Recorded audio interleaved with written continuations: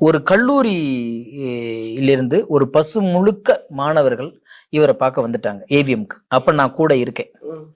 வந்துட்டு இவங்க என்ன பண்ணாங்கன்னா, இதை டூரிஸ்ட் போறவனுங்க போலக்கு ஷூட்டிங் பார்க்க வந்திருக்காங்கன்னு சொல்லிட்டு, ஏய் இவங்க தம்பில எப்படி இருக்கீங்க, எந்த ஊரு அப்படின்னாங்க. சார் மதுரையில இருந்து வரணும், ஏதோ ஒரு காலேஜ் பேர் சொன்னாங்க. சரி போய் சாப்பிடுங்க, சாப்பிட்டுங்க நான் வந்துடுறேன் அப்படின்னு சொல்லிட்டு எல்லாத்தையும் சாப்பாடு வாங்கி முடியா அப்படின்னு சொல்லிட்டு போயிட்டாரு அவரு.